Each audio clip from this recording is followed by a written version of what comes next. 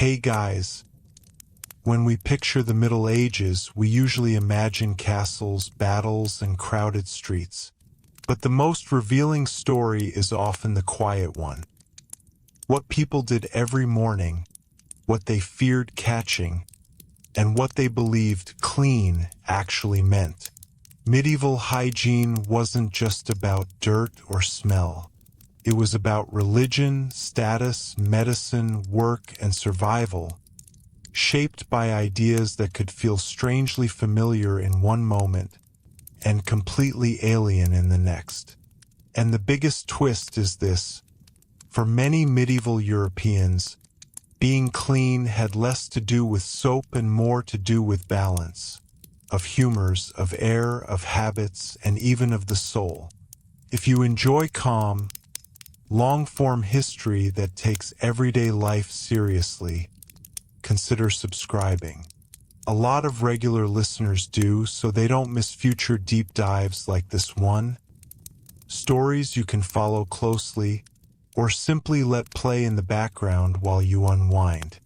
To understand medieval hygiene, we have to start by dropping one modern assumption: that the Middle Ages were simply an age of universal filth. The truth is more complicated. Medieval people washed, they groomed, they made soap, they laundered cloth, they visited bathhouses, and they wrote practical advice on staying healthy. But they did all of this inside a world of different constraints and different theories. Their cities had limited infrastructure. Their homes were often smoky and crowded. Clean water could be plentiful in one region and scarce in another. And most importantly, their medical understanding was built around ideas inherited from classical authors and adapted through Christian Europe. Ideas about the body as a system that needed to be kept in equilibrium rather than sterilized. That medieval medical framework, often called humoral theory, taught that health depended on balancing for humors: blood, phlegm, yellow bile, and black bile. People believed the body reacted to seasons, foods, emotions, and environments, and that illness could be triggered by excess heat, cold, dryness, or moisture. Hygiene, in that sense, was not merely cleanliness. It was prevention. It was regimen. It was the art of living in a way that kept the body's internal state stable. That is why medieval advice manuals put bathing alongside sleep, diet, exercise, and even the management of emotions. Cleanliness was a health practice, but it was never isolated from the bigger picture of how life should be lived. Bathing is the place where modern stereotypes most often collapse. In many medieval towns, especially from the High Middle Ages onward, public bathhouses existed as ordinary businesses. They were more common in some regions than others, and they rose and fell with changing attitudes, regulations, and outbreaks of disease. But the core point is simple. Bathing was known, practiced, and often enjoyed. People bathed at home when they could, using wooden tubs, heated water, and linen cloths. They also washed in rivers and streams, particularly in warmer months. In urban settings, bathhouses could offer heated rooms, tubs, and services that blended hygiene with social life. And because medieval society was highly stratified, the experience of bathing varied dramatically. The wealthy might bathe with privacy, perfumed additives, and fresh linens. Ordinary laborers might wash quickly, less often, and with far fewer resources. Yet the idea that medieval people never bathed is a myth that doesn't survive contact with the evidence. Still, bathing came with anxiety. Medieval people believed pores opened in hot water. That could be good, opening the body to release excess humors, but it could also be dangerous if the surrounding air was corrupt or if the body was weakened. In periods when plague haunted Europe, those fears intensified. The Black Death and later outbreaks didn't just reshape demographics. They reshaped behavior. When people believed disease traveled through bad air, miasma, hygiene became partly about controlling what entered the body. Sweet-smelling herbs, clean linens, and ventilation mattered. So did avoiding conditions thought to leave the body vulnerable. In some places and times, bathing declined not because people abandoned cleanliness, but because they feared the health consequences of heat, crowded rooms, and shared water. Hygiene was filtered through medical logic that made sense inside their world, even when it points away from modern instincts. Soap existed, and it wasn't exotic. Medieval soap-making used fats and alkaline substances, produced in various regions with local traditions. Some soaps were soft and crude. Others were refined and traded. Laundry mattered because clothing sat against the skin, absorbed sweat and dirt, and could be changed more often than the entire body could be submerged in water. Linen undershirts, in particular, were important. In a world where bathing could be occasional, the regular changing and washing of linen was a practical form of hygiene, and it also carried social meaning. Clean linen signaled decency and self-respect. It reduced odors and discomfort. It was easier to launder than heavy outer garments. For many people, the cleanest part of daily life was not the skin itself, but what touched it. Grooming was another everyday ritual. Combs, tweezers, razors, and simple mirrors were used across social classes when they could be afforded. Hair and beard care had cultural importance. Styles signaled age, status, and sometimes religious identity. Lice were a constant problem in many settings, and delousing, through combing, washing linens, and sometimes shaving, was a practical reality rather than a moral failing. Dental care in the Middle Ages rarely resembled modern dentistry, but it existed. Teeth were cleaned with cloth, small sticks, powders, and rinses. Bad breath and toothache were familiar complaints, and remedies circulated widely. Some sensible, some magical, many herbal. What mattered most was not perfect dental health, which was difficult to achieve with medieval diets and limited medical intervention, but the fact that people noticed these problems and tried to manage them. The medieval world produced surgeons, barber surgeons, and healers who treated mouth pain, extracted teeth, and recommended preventative practices, even if the outcomes were often harsh by modern standards. Then there is the hygiene of the home and street, where daily life either supported health or undermined it. Medieval towns were vibrant but crowded. Animals could be kept close to people. Waste disposal was unevenly regulated and inconsistently enforced. Some cities developed surprisingly organized systems, designated dumping areas, fines for throwing filth into streets, street cleaning obligations, and rules about butchery waste. Other places were far less controlled. The result was not one medieval urban environment, but many. Hygiene depended on local governance, geography, wealth, and population density. A riverside town with flowing water and civic regulation might manage waste better than a cramped settlement with stagnant ditches. It's also worth remembering that medieval people complained about filth, meaning they recognized it as a problem. Complaints are evidence of standards. You don't protest something you think is normal and acceptable. Water was central and it shaped everything. Wells, springs, cisterns, and rivers provided water for drinking, cooking, and washing. In some places, conduits and aqueduct remnants were maintained or adapted. In others, water had to be carried. The labor of hauling water often fell to women, servants, and the poor. Cleanliness, then, wasn't just a choice. It was work. It was time. It was fuel to heat water. It was access to linen and space.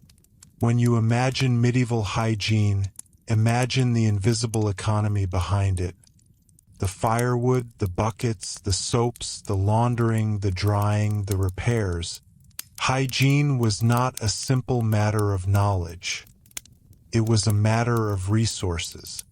Religious life also influenced hygiene, but in ways that can be misunderstood. Christian teachings valued purity, and that could encourage washing and neatness, especially for clergy, monastic communities, and anyone concerned with presenting themselves properly in church. At the same time, certain forms of bodily attention could be criticized as vanity. The medieval moral landscape was not cleanliness good, dirtiness bad, in a straightforward way. It was more like this. Cleanliness was desirable when it served health, order, and modesty, but suspect when it became display for its own sake. That tension mattered. It shaped expectations about grooming, clothing, and the line between decency and luxury. Bathhouses sat right at that intersection. They were hygienic spaces, but also social spaces, and sometimes they were morally controversial. Not because washing was sinful, but because public bathing could blur boundaries of class, of privacy, of propriety. Authorities sometimes regulated bathhouses, sometimes welcomed them, and sometimes treated them as suspicious. The point isn't that medieval society hated bathing. The point is that hygiene was never purely hygienic. It was tied to social order, and social order was always a sensitive matter. Even smell had a meaning beyond discomfort. Medieval people associated good smells with health and spiritual cleanliness, and bad smells with decay and danger. Perfumes, scented waters, herbs, and incense were not luxuries alone. They were protective technologies, rooted in the belief that corrupted air caused illness. That belief wasn't foolish in the context of their experience. Crowding, stagnant waste, and poor ventilation really did correlate with disease. Medieval theory didn't identify microbes, but it did notice patterns. Certain environments were dangerous. So medieval hygiene often targeted the environment as much as the body.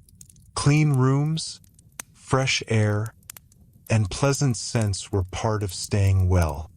All of this leaves us with a more accurate picture.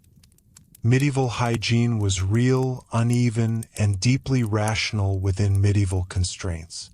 People washed in ways that fit their water supply, their labor demands, their medical theories, and their social norms.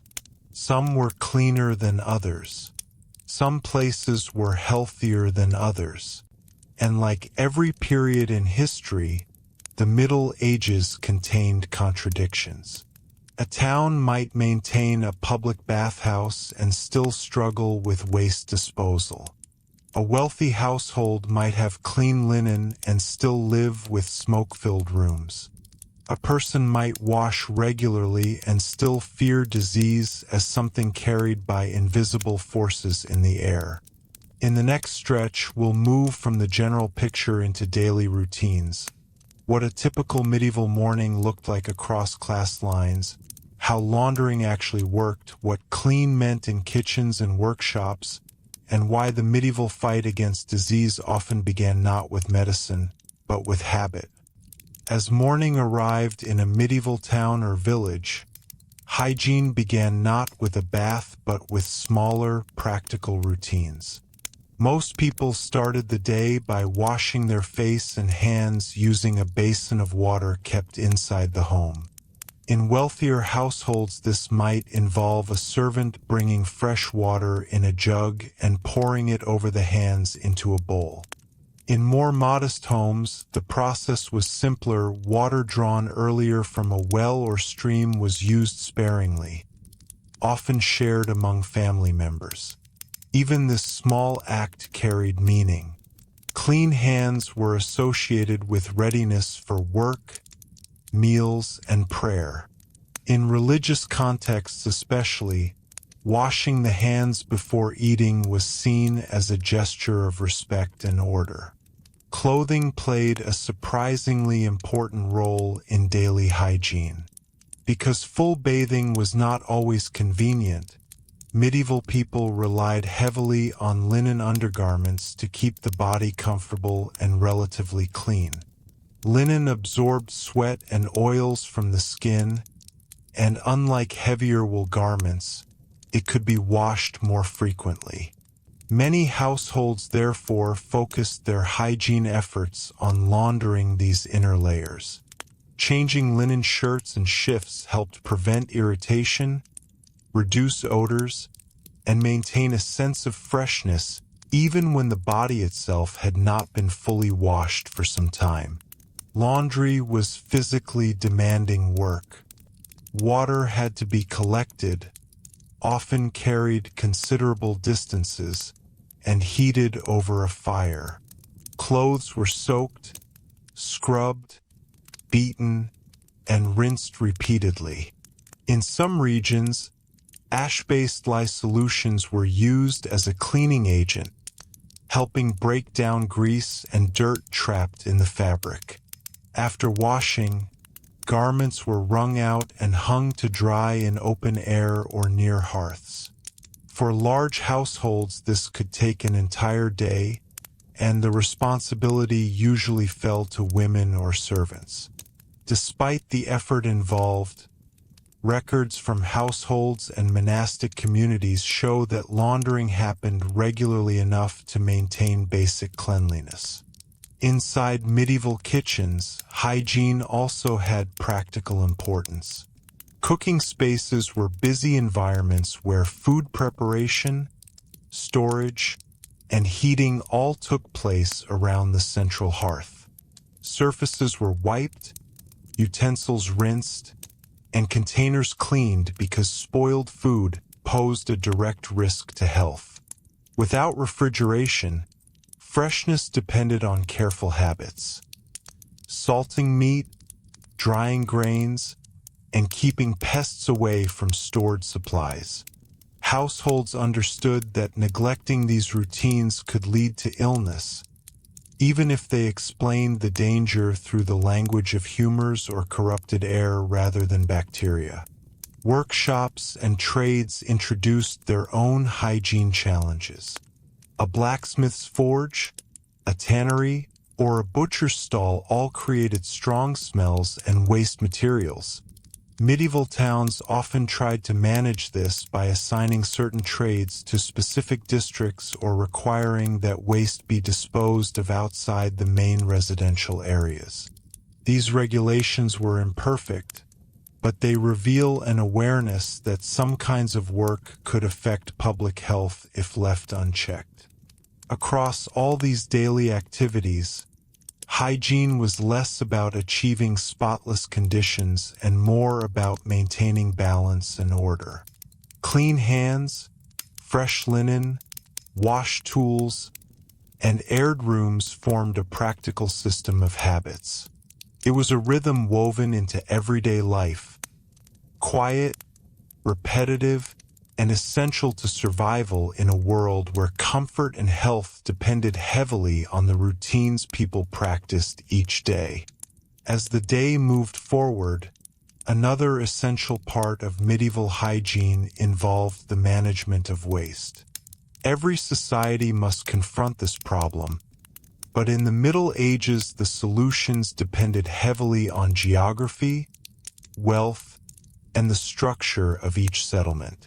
In rural villages, the process was relatively straightforward. Human waste was often deposited in simple pits or areas away from homes and water sources. Over time, these pits could be covered with soil and replaced with new ones. Because villages were smaller and more spread out, waste tended to disperse more naturally, reducing the concentration of foul odors or contamination. Urban environments presented a far greater challenge. Medieval towns were dense, with narrow streets and houses built closely together, sometimes sharing walls.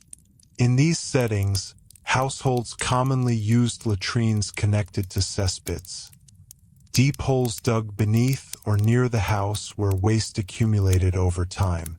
These pits needed to be emptied periodically, a task carried out by workers sometimes called gong farmers in parts of England. It was difficult and unpleasant work, usually done at night when the streets were quieter.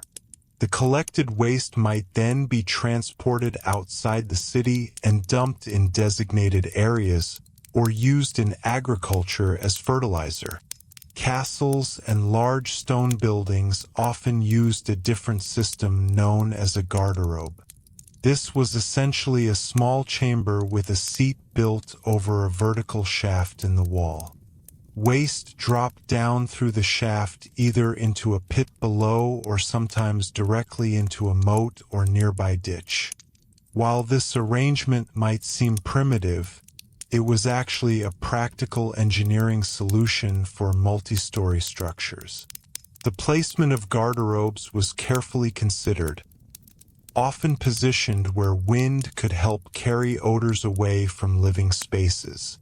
City governments gradually recognized that waste disposal affected public health and quality of life. Many towns introduced regulations aimed at controlling where refuse could be dumped. Throwing waste directly into the street was often discouraged or fined, although enforcement varied widely. Some cities designated specific dumping areas outside their walls, while others required residents to clear debris from in front of their homes at regular intervals. These rules were not always perfectly followed, but they demonstrate that medieval authorities were aware of sanitation problems and attempted to manage them. Waterways also played a complicated role in urban hygiene. Rivers and canals were valuable for transport, washing, and sometimes waste removal. Unfortunately, they could also become polluted when too many households relied on them for disposal. Complaints about contaminated water appear in several medieval records, suggesting that people understood the risks even if they lacked the scientific explanation we would use today. Access to clean wells or springs, therefore, became extremely important, and many towns protected these sources carefully. Another aspect of hygiene involved controlling smells within the home. Medieval houses, especially those with central hearths, could accumulate smoke, moisture, and odors from cooking, animals, or stored goods. Ventilation helped reduce these problems. Doors and shutters were opened when weather allowed, and herbs or aromatic plants were sometimes hung indoors. Lavender, rosemary, and other fragrant plants were valued not only for their pleasant scent, but also because people believed they helped purify the air. These efforts reveal an important truth about medieval hygiene. People were constantly adapting their environment. They swept floors, aired bedding, cleaned utensils, maintained latrines, and tried to keep living spaces manageable within the limits of their technology. The conditions were certainly different from modern sanitation systems, but they were not the result of indifference. Medieval communities understood that waste, smell, and stagnant air could make life uncomfortable and unhealthy, and they responded with the practical solutions available to them. In the next part of this story, we can look more closely at how medieval medicine and the experience of epidemics, especially the devastating waves of plague, changed the way people thought about cleanliness, health, and the invisible dangers that surrounded them. As the Middle Ages progressed, one of the most powerful forces shaping attitudes toward hygiene was disease. Illness was a constant part of life in medieval Europe, but few events transformed public thinking as dramatically as the arrival of the Black Death in the mid-14th century. When the plague swept across Europe beginning in 1347, it killed millions and altered nearly every aspect of society. Cities lost huge portions of their populations, trade slowed, and communities struggled to understand what invisible threat had caused such devastation. Without knowledge of bacteria or viruses, medieval scholars and physicians turned to the medical theories available to them. Many believed disease traveled through corrupted air, a concept known as miasma. According to this idea, foul smells, decaying matter, and stagnant environments produced unhealthy vapors that entered the body through breathing.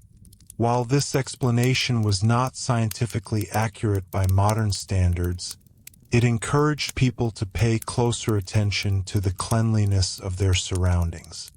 In response, many households began focusing more deliberately on ventilation and pleasant scents. Windows were opened when possible, bedding was aired out, and herbs with strong aromas were used to freshen indoor spaces.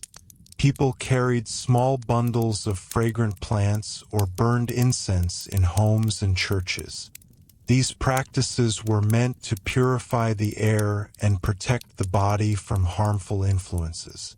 Medical texts from the late medieval period also emphasized personal routines designed to maintain bodily balance. Physicians recommended moderate bathing, careful diet, and regular sleep. They warned against extremes, too much heat, too much cold, too much moisture, or dryness, because each could disturb the humors of the body.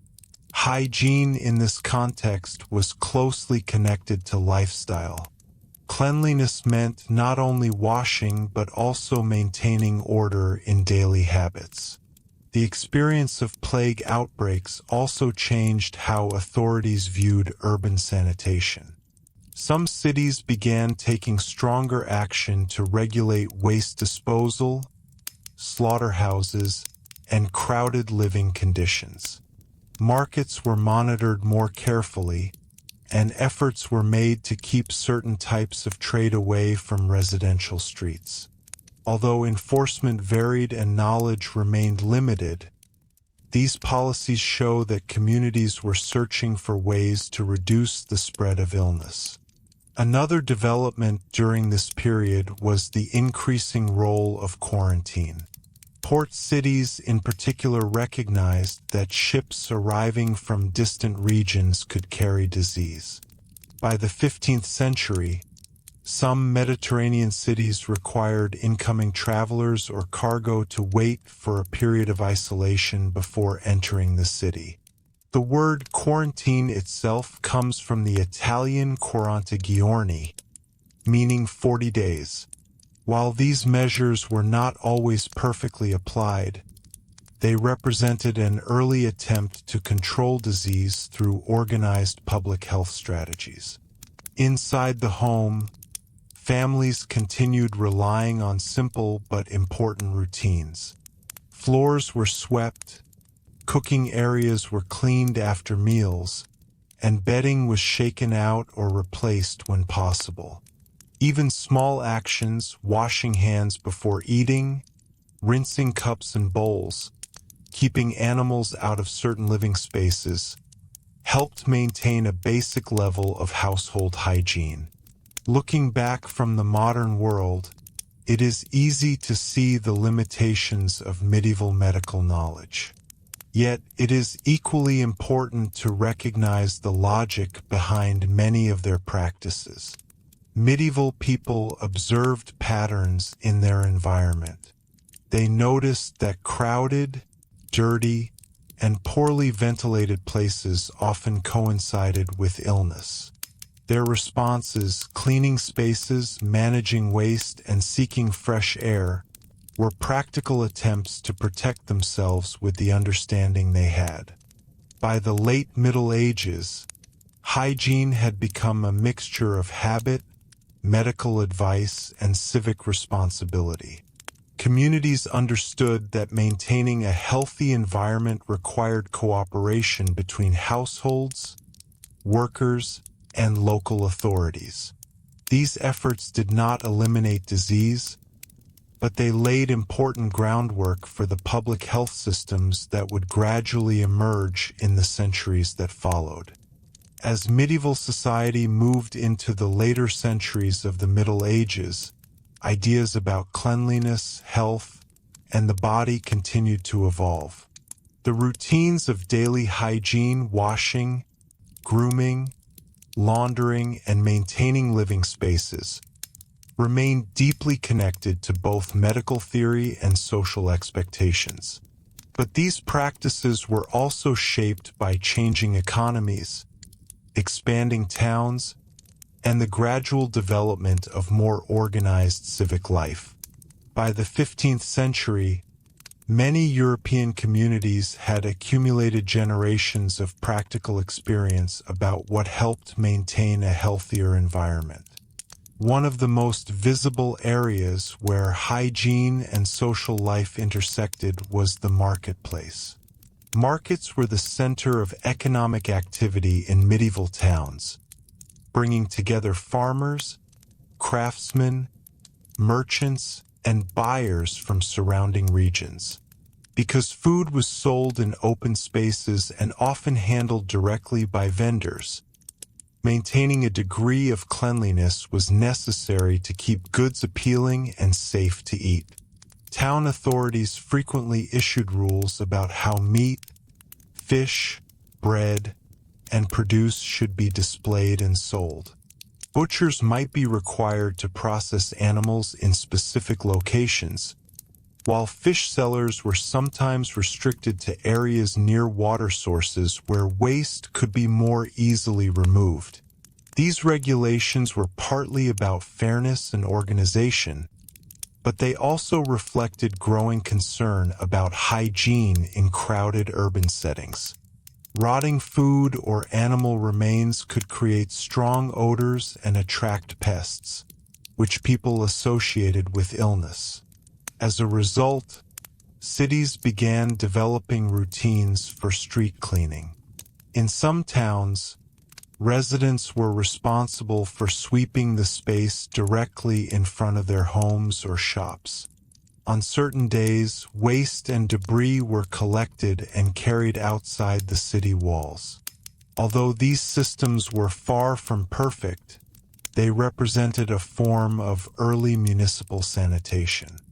Within households, cleanliness remained closely linked to the management of fabrics and furniture. Beds, for instance, were central pieces of household equipment, often consisting of wooden frames, straw mattresses, feather-filled cushions, and layers of linen sheets. Because people spent many hours sleeping in close contact with these materials, keeping bedding fresh was important for comfort and health. Families regularly shook out mattresses, aired blankets in sunlight, and replaced linen coverings when they became worn or dirty. Sunlight and fresh air were widely believed to strengthen the body and remove harmful influences, making the airing of bedding a common practice. Personal grooming also continued to hold social importance. Combs made of wood, bone, or ivory were widely used to maintain hair and remove lice. Grooming was not simply about appearance. It was a form of health maintenance in a world where parasites could easily spread in crowded environments. People often carried small grooming tools as personal belongings, and these items appear frequently in archaeological discoveries from medieval homes. Barbers played a particularly interesting role in medieval hygiene. In addition to cutting hair and trimming beards, barbers often performed minor medical procedures. The profession of the barber surgeon emerged from this combination of grooming and health care. A visit to a barber might involve shaving, washing parts of the body, or even treatments such as bloodletting, which physicians believed could restore balance to the body's humors. While some of these medical practices would later be abandoned, the barber shop served as a place where hygiene and health overlapped. Clothing care remained one of the most practical forms of cleanliness. Because garments were expensive and time-consuming to produce, people owned fewer clothes than most modern households. This made the maintenance of each piece extremely important. Linen shirts and undergarments were washed frequently compared to heavier wool garments. When outer clothing became dirty, it was often brushed, aired, or repaired rather than completely washed. Tailors and household members regularly patched worn areas, ensuring garments could last for many years. Seasonal changes also influenced hygiene habits. During warmer months, people had more opportunities to wash in rivers, streams, or outdoor basins. Bathing outdoors was relatively common in rural areas, where natural water sources were easily accessible. In colder seasons, however, bathing required heating water indoors, which demanded fuel and labor. As a result, full baths could become less frequent during winter, while smaller routines, such as washing hands, faces, and feet, continued. Another element of medieval hygiene involved diet and digestion. Medical writers often connected cleanliness with the proper functioning of the body's internal systems. They believed that certain foods could strengthen the body while others might produce harmful imbalances. Fresh vegetables, fruits, and properly prepared grains were encouraged, while spoiled or overly rich foods were considered risky. Drinking water from clean sources was also emphasized, although in many townspeople relied heavily on ale or diluted wine because the brewing process made these drinks safer than uncertain water supplies. Monasteries provide some of the clearest historical evidence about organized hygiene during the medieval period. Monastic communities followed structured daily routines that included washing, grooming, and maintaining shared living spaces. Many monasteries had designated washing areas where monks could clean their hands before meals. Despite these efforts, life in medieval towns could still present serious hygiene challenges. Streets were frequently muddy, especially after rain. Animals such as pigs, chickens, and horses moved through public spaces, contributing additional waste. Houses built closely together could trap smoke and odors. These conditions remind us that medieval hygiene operated within technological limits. Without modern plumbing or sewage systems, communities had to rely on simpler methods to manage everyday needs. Yet it would be misleading to imagine medieval people as indifferent to these challenges. Many records from city councils and local courts reveal ongoing debates about cleanliness, waste disposal, and public order. Residents complained about neighbors who allowed refuse to accumulate, and officials issued fines for violations of sanitation rules. These discussions show that medieval societies actively struggled with the same basic questions that cities face today: how to keep shared spaces livable for everyone. By the end of the medieval era, Europe had developed a complex mixture of habits, regulations, and beliefs surrounding hygiene. Individuals washed and groomed themselves according to available resources. Families maintained clothing, bedding, and household spaces as best they could. Cities experimented with rules designed to control waste and protect water supplies. Physicians continued offering advice about diet, bathing, and lifestyle in the hope of preventing illness.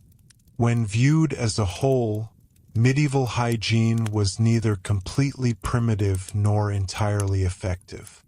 It was a practical system shaped by knowledge, environment, and culture. The people of the Middle Ages did not possess modern science, but they observed their surroundings carefully and developed routines that allowed communities to function for centuries. Understanding these everyday practices helps us see medieval life more clearly. Behind the famous battles, castles, and kings existed millions of ordinary people who woke each morning, washed their hands, cleaned their homes, and tried to maintain health in a demanding world. Their efforts formed the quiet foundation of medieval society, reminding us that the history of hygiene is ultimately the history of daily life itself. As the medieval period slowly moved toward its later centuries, daily hygiene continued to evolve alongside changing towns, economies, and habits of life. The routines that governed cleanliness were rarely dramatic, but they formed an essential structure beneath everyday survival.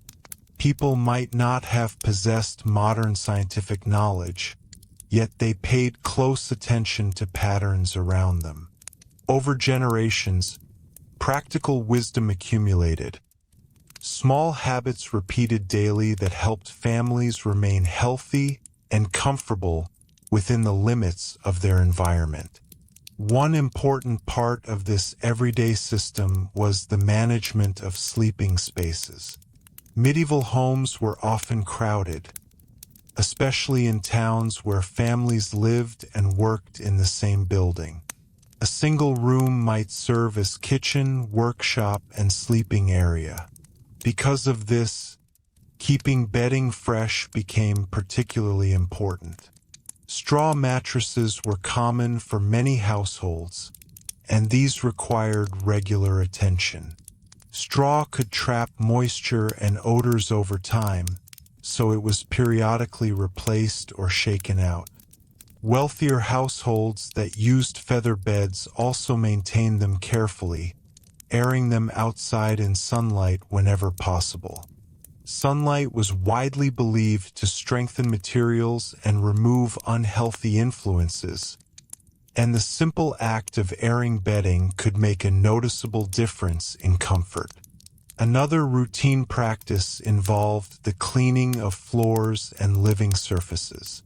Floors in many medieval homes were made of packed earth, stone, or wooden boards. These surfaces were swept with simple brooms made from twigs or reeds. In some homes, especially in earlier centuries, floors were covered with layers of rushes or straw. These coverings absorbed spills and dirt but needed to be replaced from time to time. Contrary to some popular myths, households did not leave these layers unchanged for years. They were renewed when they became too dirty or unpleasant, particularly before important gatherings or religious holidays. Water management inside the home was also central to hygiene. Buckets, jugs, and basins were everyday tools used for washing, cooking, and cleaning. Because carrying water required effort, families tended to use it efficiently. A basin used for washing hands might later be used for cleaning tools or wiping surfaces. This careful reuse was not simply about scarcity. It reflected a mindset that valued practical order. Nothing was wasted if it could still serve a purpose. Children were often taught these habits from an early age. Helping with household cleaning, fetching water, or assisting with laundry were common responsibilities. In this way, knowledge about hygiene passed from one generation to the next through daily practice rather than formal instruction. Parents understood that maintaining a clean household required cooperation, and children grew up learning the rhythms of these tasks as part of ordinary life. Community spaces also required attention. Wells, fountains, and communal washing areas were shared resources, and their cleanliness affected everyone who relied on them. Many towns established simple rules about drawing water or washing clothes near drinking sources. Although these regulations varied widely, they reveal a growing awareness that certain activities needed to be separated in order to protect water quality. Wells might be covered to prevent contamination, and in some towns specific hours were assigned for washing laundry so that drinking water could remain undisturbed during other times. Public bathhouses, which had been common in earlier centuries, experienced periods of both popularity and decline. In some regions, they continued serving as places where people could wash, relax, and socialize. In other areas, concerns about morality, disease, or overcrowding led to stricter regulations or closures. Even when bathhouses declined, however, private washing did not disappear. Households still maintained tubs or basins for occasional bathing, especially during warmer seasons when heating water was easier. Another element of medieval hygiene that often surprises modern readers is the importance placed on scent. Pleasant smells were closely associated with health and comfort. Homes sometimes contained small bundles of herbs such as rosemary, sage, or mint, which released fragrance into the air. Floors might be scattered with fresh plants, and clothing could be stored alongside scented materials. These practices were partly aesthetic, but they also reflected the widespread belief that good smells helped counteract harmful air. By the 15th century, European societies had developed a wide range of habits designed to maintain a livable environment. These habits were rarely written down in a single system, yet they were reinforced through custom, local law, and shared experience. Families washed, swept, aired, and repaired because they understood the consequences of neglect. Even without modern sanitation infrastructure, medieval communities created workable solutions that allowed towns and villages to function for centuries. Looking back, the story of medieval hygiene reveals something deeply human. People in every era seek comfort, dignity, and protection from illness. The tools and explanations may change, but the basic desire to care for the body and the home remains constant. In the Middle Ages, this care appeared in the quiet routines of washing linen, sweeping floors, airing bedding, and maintaining shared water sources. Simple acts repeated day after day. As we move closer to the closing stretch of this story, it becomes clear that medieval hygiene was never a single system followed the same way everywhere. Europe during the Middle Ages was a patchwork of regions, climates, cultures, and local traditions. A coastal trading city in Italy, a farming village in England, and a fortified town in Central Europe all faced different environmental conditions. Water sources varied. Population density varied. Even building materials differed. These factors shaped how people approached everyday cleanliness and health. In many rural areas, the relationship between hygiene and nature was especially direct. Villagers often lived near fields, forests, and streams that provided both resources and challenges. Rivers could be used for washing clothes, cleaning tools, or bathing during warmer seasons. At the same time, these same waters were vital for drinking and irrigation, so communities had to balance convenience with care. Washing clothes upstream from a village's drinking source, for example, might cause complaints or conflict. Over time, communities developed unwritten customs about where certain activities should take place. Agricultural life also influenced hygiene habits. Farmers spent long hours working outdoors, often in muddy or dusty conditions depending on the season. Because of this, washing hands, faces, and feet at the end of the day became a common routine. Even simple rinsing helped remove soil and sweat after labor in the fields. Foot care was particularly important for people who walked long distances or worked in damp environments, since discomfort or infection could make daily work much harder. Inside the household, storage and food preservation were closely connected to hygiene. Medieval kitchens had to manage supplies carefully because fresh food spoiled quickly. Grains were kept in containers or elevated storage spaces to protect them from moisture and pests. Meat might be salted, smoked, or dried to extend its usefulness. Vegetables could be stored in cool cellars or preserved through pickling. These methods were not only about survival during winter months, but also about preventing contamination and illness. The presence of animals around the home created another layer of complexity. In villages, livestock such as chickens, goats, or pigs were often kept near houses because they were valuable resources. However, families usually tried to separate living areas from animal spaces whenever possible. Pens, barns, or fenced sections helped keep animals from wandering freely through sleeping or cooking areas. This separation was practical. It reduced mess, controlled odors, and limited the spread of insects. Urban environments faced different challenges. As towns expanded during the later Middle Ages, streets became busier with trade and transportation. Carts, horses, and market stalls crowded narrow pathways.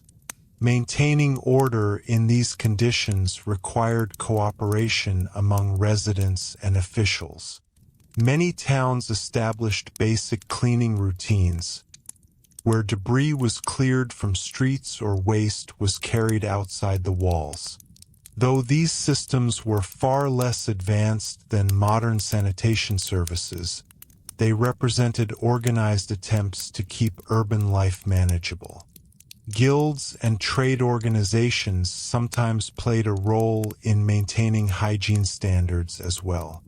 Craftsmen who produced food, leather, textiles, or metal goods often worked under guild rules that governed how their work should be carried out.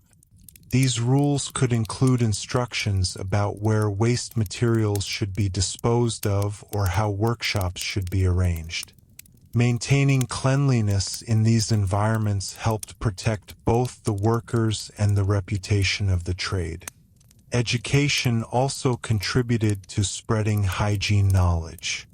Medieval universities and medical schools studied classical texts from Greek and Roman physicians, along with newer writings produced in the Islamic world and later translated into Latin. These works discussed diet, bathing, exercise, and the balance of the body's humors.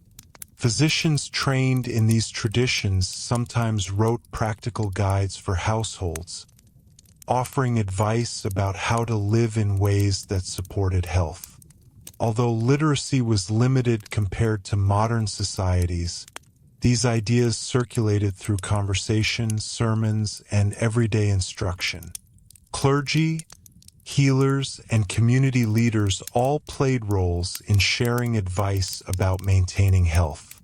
In this way, knowledge about hygiene slowly spread through both written and spoken traditions. What emerges from this broader view is a medieval world that was constantly adjusting to its circumstances. Hygiene practices changed as towns grew, trade expanded, and new experiences, such as epidemics, forced communities to reconsider old habits. While these changes were gradual, they show that medieval society was far from static. People observed, experimented, and adapted in response to the challenges of their environment. When we step back and look across the centuries, the story of medieval hygiene becomes less about dirt and more about resilience. Families worked with the tools and knowledge they had, creating systems of care that balanced effort, resources, and tradition. They washed when they could, cleaned what they owned, and maintained shared spaces as best they understood how. And perhaps that is the most important lesson hidden within this quiet history. Hygiene is not only about technology or scientific discovery. As the medieval world gradually moved toward the early modern period, the long history of everyday hygiene began to influence new ideas about health and public life. The routines developed over centuries: washing hands, laundering clothes, managing waste, airing living spaces, did not disappear. Instead, they became the quiet foundation upon which later improvements in sanitation and medicine would be built. The transition was slow, but the habits of medieval households helped shape how future societies approached cleanliness. One of the most important changes came through the continued growth of cities. By the late 15th century, many towns were larger and more economically active than they had been in earlier centuries. Markets expanded, trade routes connected distant regions, and populations increased inside city walls. These changes made hygiene even more important. When more people shared limited space, problems related to waste, water supply, and overcrowding became harder to ignore. City authorities increasingly recognized that maintaining public order required attention to sanitation. Streets needed to remain passable for carts and pedestrians. Wells had to provide drinkable water. Waste disposal had to occur outside the most crowded areas. Although the methods remained simple compared to modern infrastructure, the principle was becoming clearer. Hygiene was not only a private matter, but also a shared civic responsibility. Water management slowly improved in some places as towns invested in better wells, fountains, and simple piping systems that carried water from nearby springs. These projects were expensive and required coordination, but they reflected a growing understanding that reliable access to clean water benefited the entire community. Public fountains often became central gathering places where residents collected water for cooking, washing, and household cleaning. Inside homes, the habits of cleanliness continued much as they had for generations. People washed their hands and faces each morning, maintained their clothing, and kept bedding as fresh as possible. Laundry remained an essential task carried out regularly despite the labor involved. These practices were reinforced by social expectations. Clean linen, orderly homes, and well-maintained personal appearance signaled respectability and discipline. At the same time, the medical understanding of hygiene was slowly expanding. Scholars began studying ancient medical texts more closely, while also observing the effects of epidemics and environmental conditions. Although the concept of microscopic germs would not emerge for many centuries, physicians were gradually recognizing that certain habits, clean water, fresh air, and careful diet, seemed to reduce the spread of illness. The legacy of medieval hygiene also influenced architecture. As buildings evolved, designers paid greater attention to ventilation, windows, and the separation of different household spaces. Kitchens, sleeping rooms, and storage areas were arranged in ways that improved comfort and cleanliness. Even small changes in design helped reduce smoke accumulation, moisture, and unpleasant odors inside homes. By the time Europe approached the 16th century, the accumulated knowledge of medieval communities had created a practical framework for living with limited technology. People understood that clean environments supported healthier lives, even if they could not fully explain why. Their methods were shaped by observation, tradition, and necessity rather than scientific theory. Looking back across the centuries, it becomes clear that medieval hygiene was far more thoughtful than its reputation suggests. The Middle Ages were not an era without cleanliness. Instead, they were a period when people worked carefully within the limits of their resources, building systems of everyday care that balanced effort, knowledge, and survival. The quiet routines of washing, sweeping, laundering, and managing waste may seem ordinary compared with the dramatic events of history. Yet these routines sustained entire communities. They allowed towns to grow, families to remain healthy, and societies to function despite the many hardships of the medieval world. And perhaps that is the most revealing perspective of all.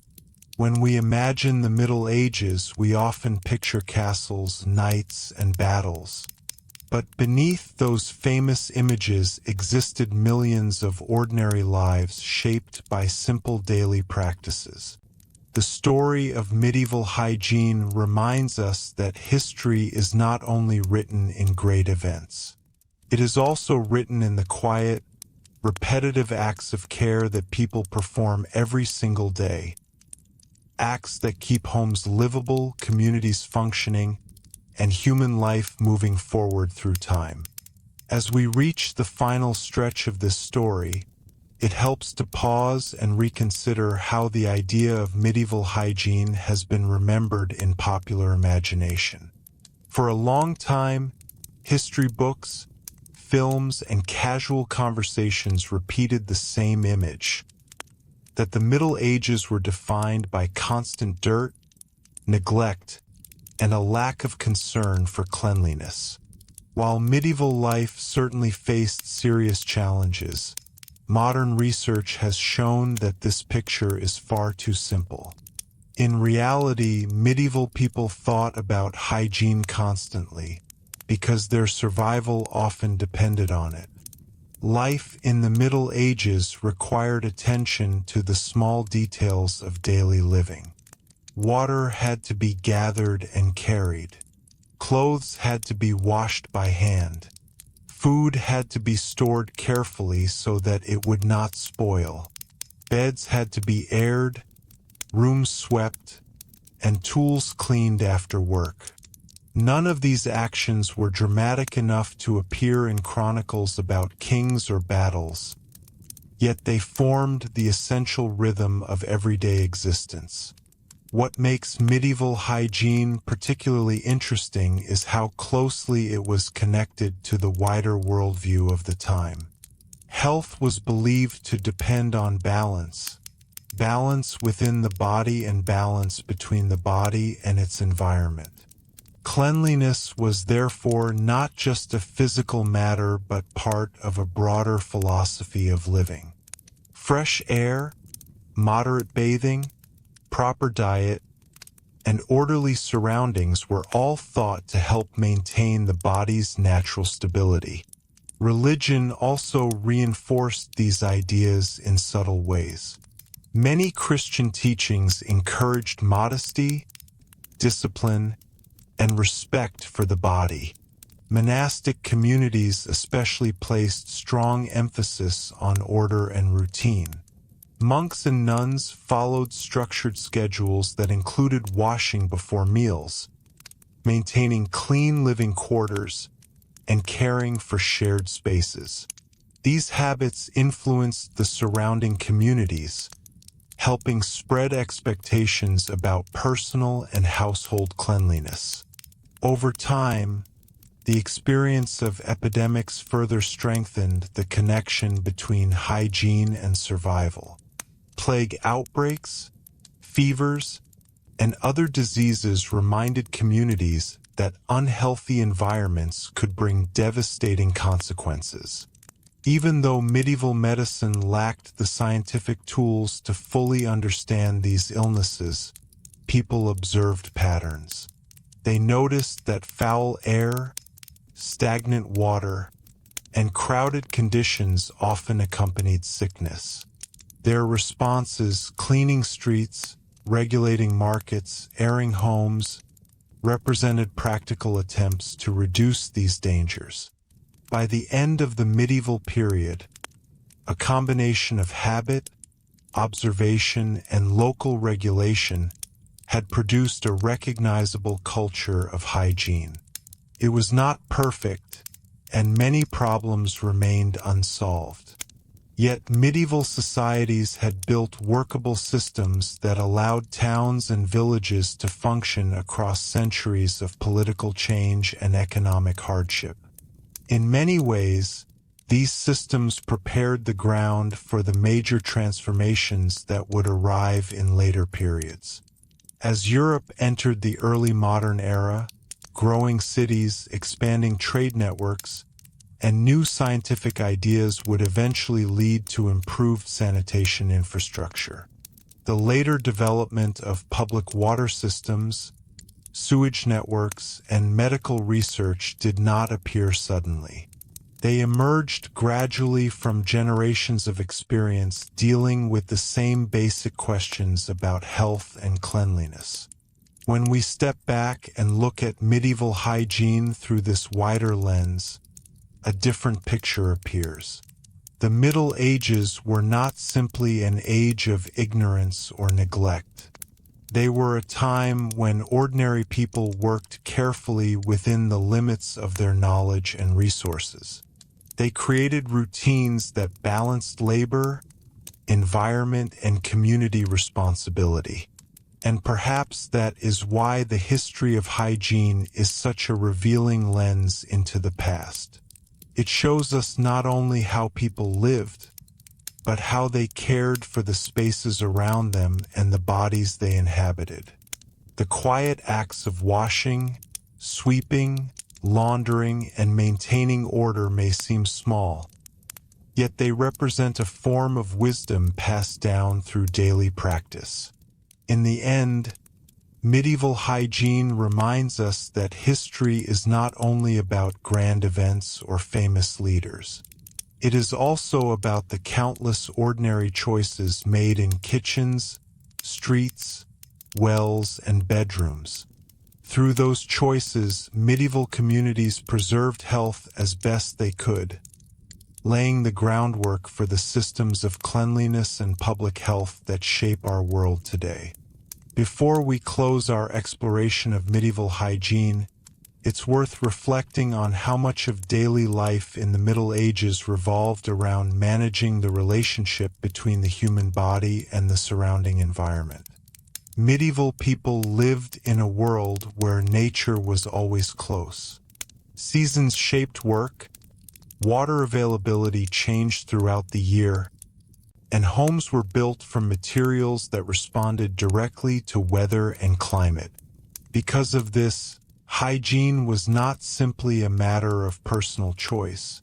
It was a continuous negotiation with the natural world.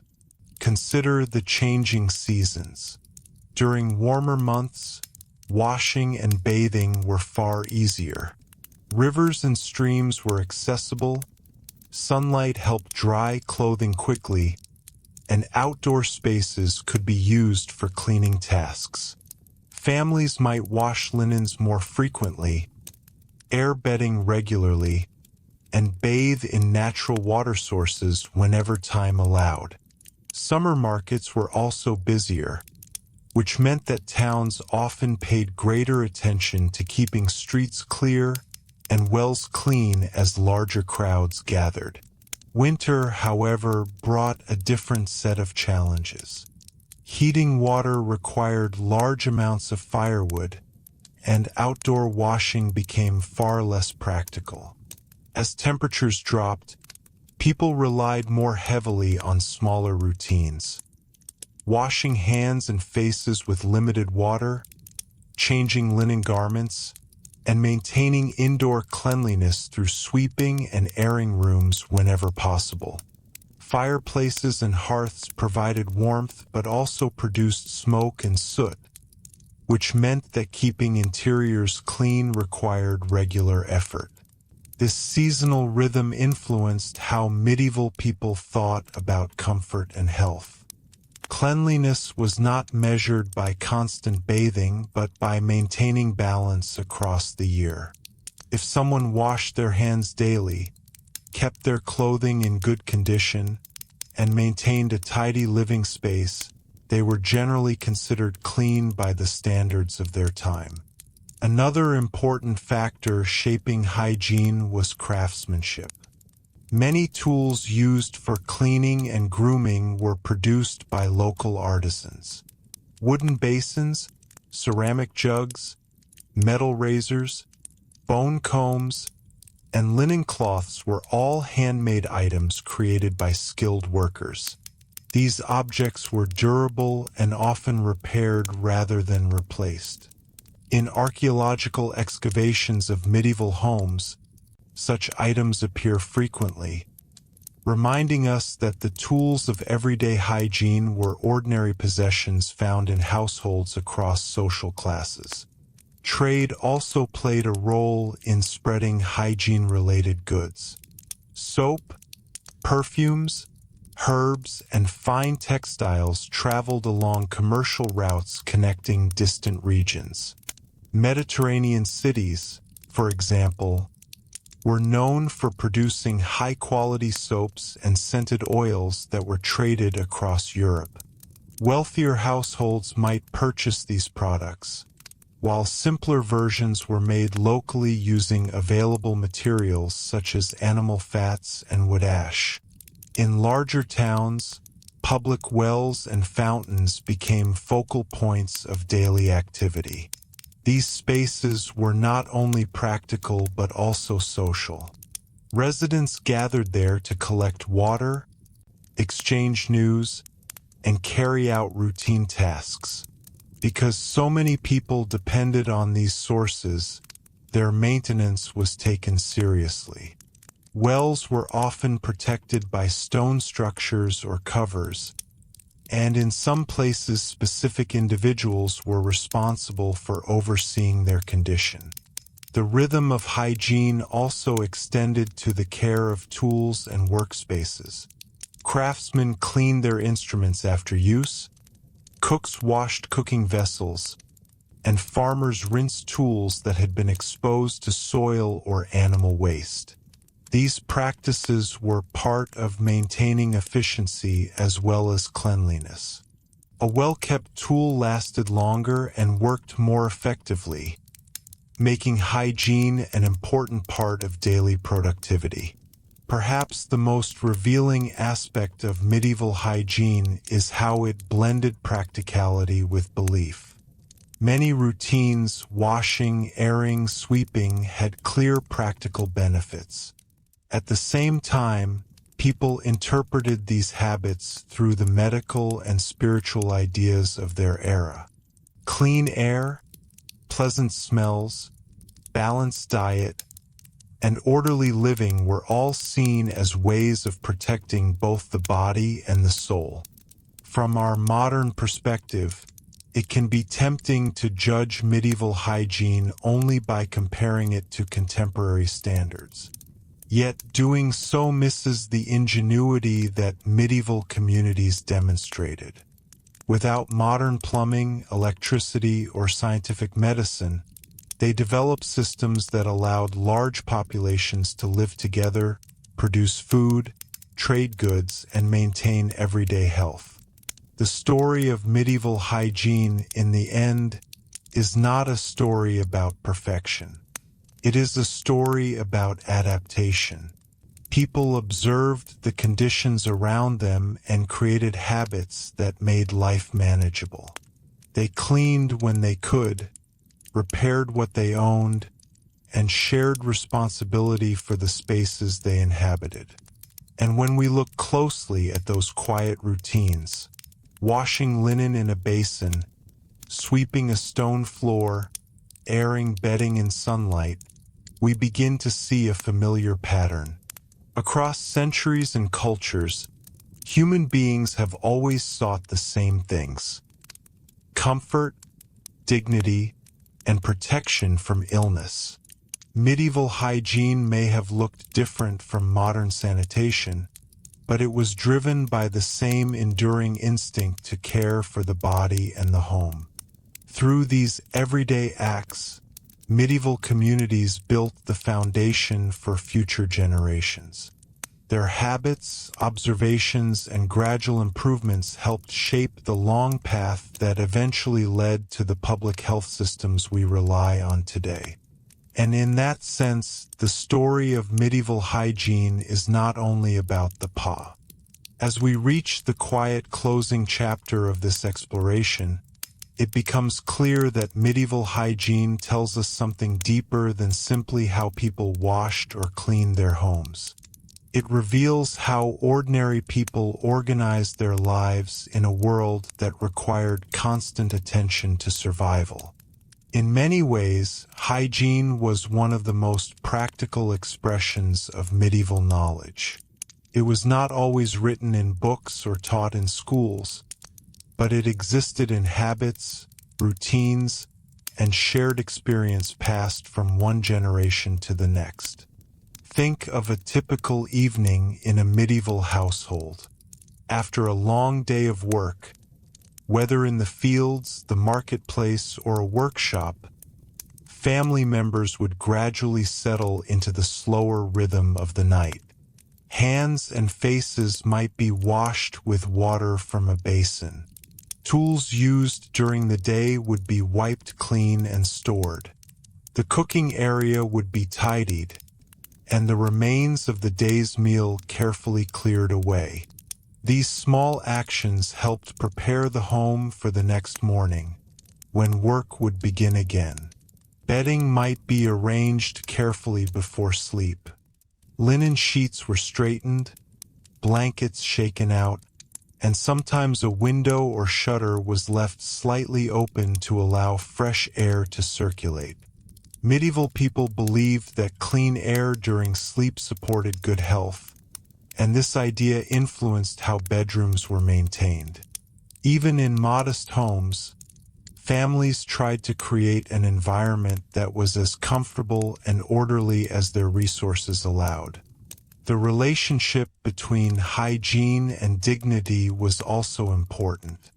Clean clothing, washed hands, and a tidy appearance helped individuals present themselves properly in public life.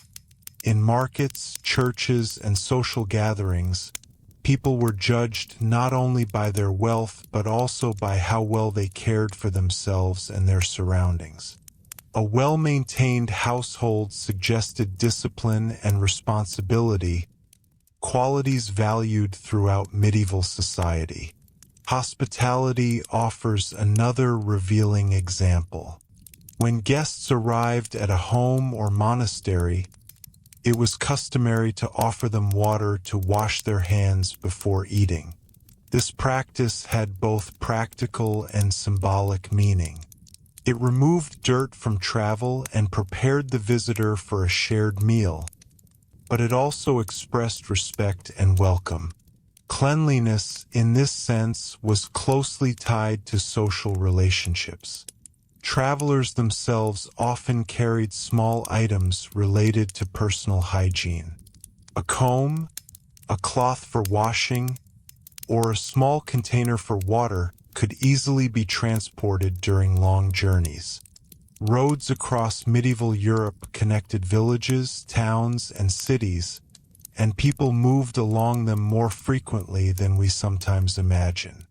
Maintaining personal cleanliness during travel was not always easy, but travelers still made efforts to keep themselves presentable and comfortable. It is also worth remembering that the medieval world was far from isolated. Trade and cultural exchange connected Europe with regions across the Mediterranean and beyond. Through these connections, ideas about bathing, medicine, and personal care circulated between different societies. Islamic cities, for example, were known for sophisticated bathhouse traditions that influenced parts of Europe through trade and scholarship.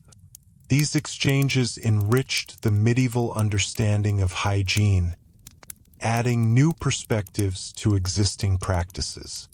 Archaeological discoveries continue to reveal the everyday tools of medieval cleanliness. Excavations of houses, monasteries, and urban neighborhoods often uncover combs, tweezers, razors, ceramic basins, and fragments of soap-like substances. These objects may appear simple, but they speak quietly about the routines of ordinary people. Each item represents someone taking time to wash, groom, or care for their surroundings. Over the centuries, these habits accumulated into a culture of maintenance. Medieval communities learned that the health of a household depended on repeated acts of care. Floors were swept, clothes were repaired, waste was removed, and water sources were protected. The work was constant and often exhausting, yet it helped create stability in a world where many other things, weather, harvests, disease, and politics, could be unpredictable. When modern observers imagine medieval hygiene, they often focus on what people lacked: indoor plumbing, modern disinfectants, or scientific understanding of germs. But focusing only on these absences hides a more interesting truth. Medieval people were skilled at working within their limitations. They created practical systems using the tools, materials, and knowledge available to them. The history of hygiene reminds us that cleanliness has never depended solely on technology.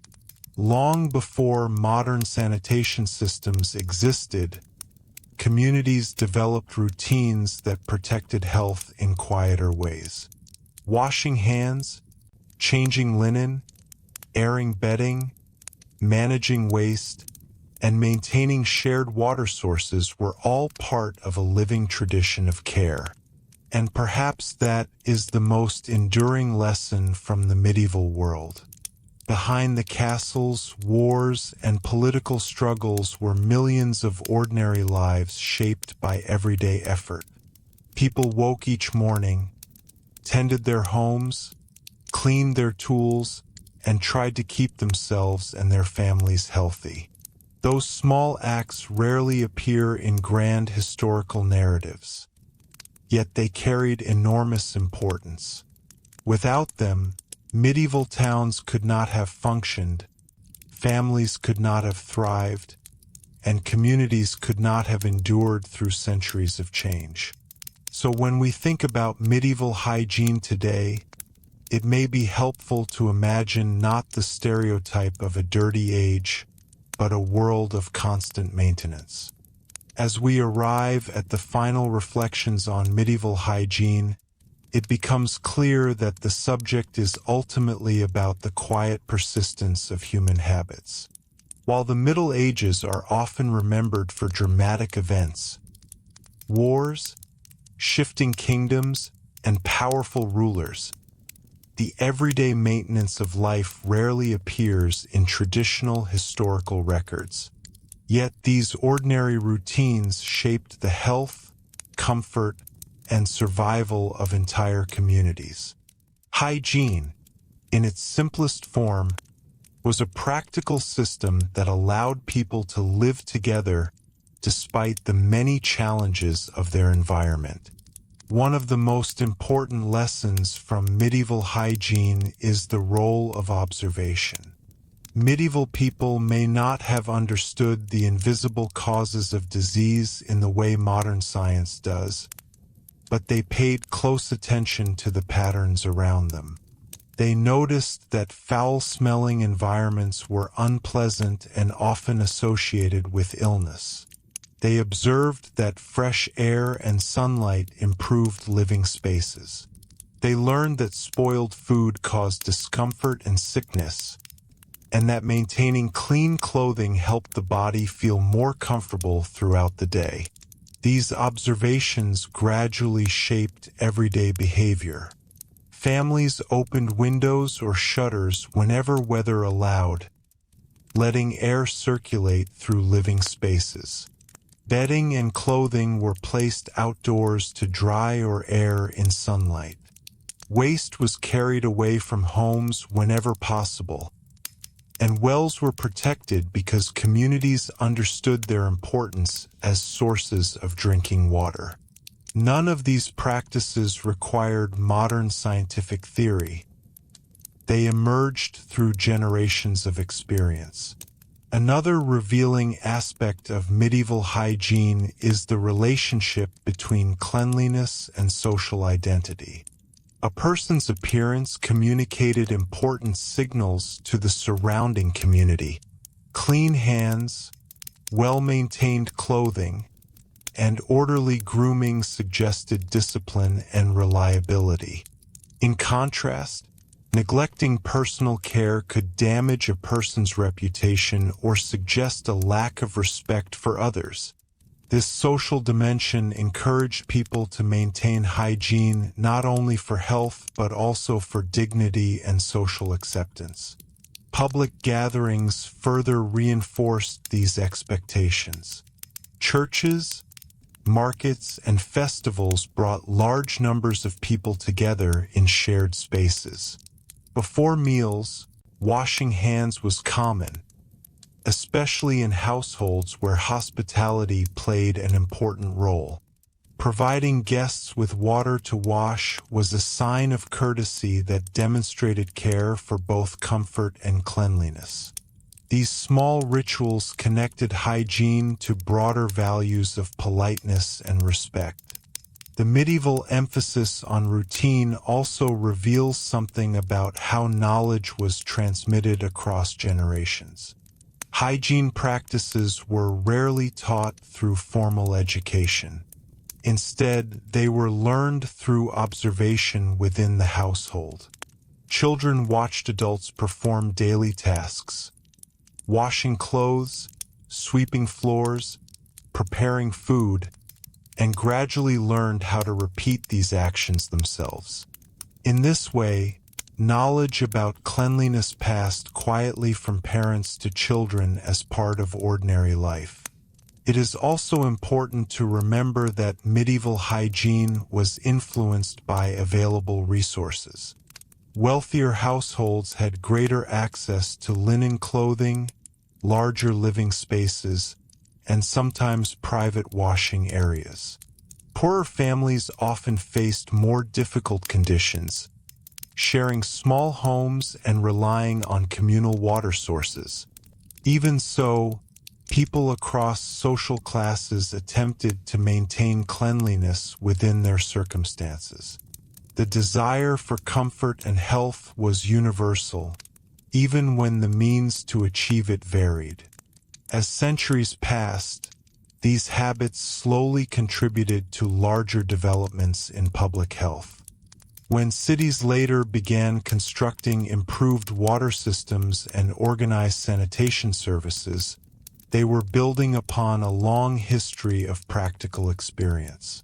The medieval understanding that environment influenced health had already prepared communities to accept new approaches to cleanliness and disease prevention. Looking back today, it is easy to measure medieval hygiene against modern standards and focus on its limitations. Yet doing so risks overlooking the ingenuity that existed within medieval society. Without the technologies we now take for granted, people still found ways to manage waste, care for their bodies, and maintain shared living spaces.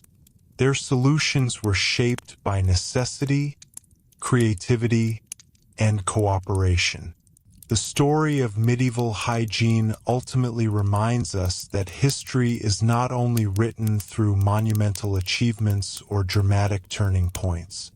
It is also written through repeated acts of care, the quiet maintenance of homes, tools, clothing, and community spaces. These routines may appear small, yet they formed the foundation of daily life across centuries. When we imagine the medieval world with this perspective, the image changes.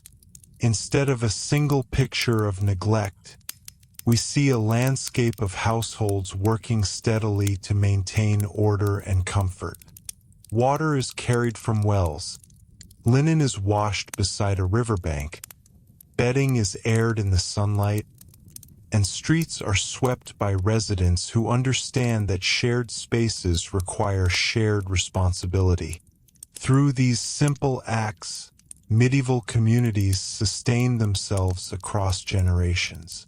Their routines, though shaped by the limitations of their time, represent an enduring human instinct, the desire to create clean, healthy environments where life can continue with dignity. And in that sense, the story of medieval hygiene is not distant from our own lives at all. As we bring this long journey through medieval hygiene to its quiet conclusion, it becomes clear that the real story is not about a lack of cleanliness, but about adaptation. The Middle Ages were a time when people had to rely heavily on observation, tradition, and practical knowledge to manage their daily lives.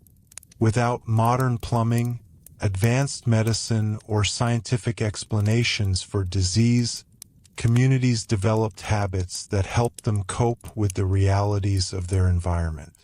These habits, repeated day after day, formed the backbone of medieval hygiene. One of the most striking features of medieval life is how closely daily routines were tied to the rhythms of the natural world. Sunlight, weather, and seasonal change shaped nearly every aspect of cleanliness. When the sun was shining and the air was warm, families took advantage of the opportunity to wash clothes, air bedding, and clean household items outdoors. Fresh air and light were seen as powerful allies in maintaining a healthy environment. Even if medieval people did not understand the role of microorganisms, they knew from experience that sunlight and moving air made living spaces feel cleaner and more comfortable. During colder months, maintaining hygiene required greater effort. Water had to be heated carefully, and cleaning tasks often took place near the warmth of a hearth. Floors were swept regularly to remove dust and debris carried in from outside. Clothing was brushed and aired even when it could not be fully washed. These small adjustments allowed households to preserve a basic level of cleanliness despite the limitations imposed by winter. Another important aspect of medieval hygiene was the concept of maintenance rather than perfection. Medieval people did not expect their homes or streets to be spotless in the modern sense. Instead, cleanliness was about keeping things manageable. Waste needed to be removed before it accumulated excessively. Clothing needed to be repaired and refreshed before it became unusable. Living spaces needed to remain orderly enough for daily activities to continue without discomfort. This practical mindset extended beyond the household into the broader community. Town authorities, market officials, and neighborhood residents all shared responsibility for maintaining common spaces. Streets were cleared of debris when possible, wells were protected, and waste was transported outside city walls. These actions may seem modest compared with modern sanitation systems, but they represented an early understanding that the health of a community depended on cooperation.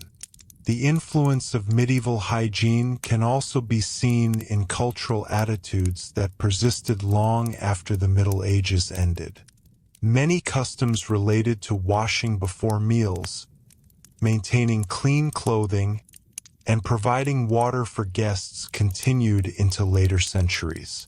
These habits gradually became embedded in social expectations, shaping the development of etiquette and public health practices in the early modern world. In some ways, the medieval approach to hygiene reveals a deeper lesson about human resilience. Faced with limited technology and uncertain medical knowledge, people still found ways to protect themselves and their families. They relied on routines that balanced effort with practicality. Washing, sweeping, repairing, and organizing their surroundings became acts of care that preserved both health and dignity. When historians examine archaeological sites from medieval towns and villages, they often discover the quiet traces of these routines. Combs, washing basins, fragments of linen, and tools for grooming appear alongside cooking utensils and household objects. Each item tells a small story about how someone once maintained their daily life. These objects remind us that hygiene was not an abstract idea. It was a lived experience shaped by real people making practical choices. Ultimately, the story of medieval hygiene invites us to reconsider how we view the past. It encourages us to move beyond simple stereotypes and instead appreciate the complexity of everyday life in earlier centuries.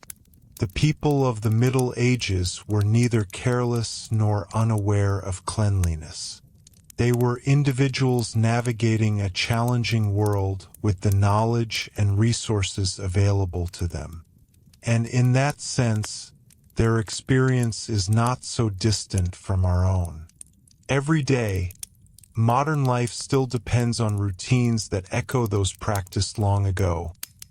Washing, cleaning, maintaining order, and caring for the spaces where we live and work. Technology has changed the tools we use, but the underlying principle remains the same. The history of medieval hygiene, therefore, offers a quiet but powerful reminder. Civilization is sustained not only by grand achievements or monumental events, but also by the countless small actions repeated across generations. Through these ordinary acts of care, medieval communities built environments where life could continue, families could grow, and societies could endure.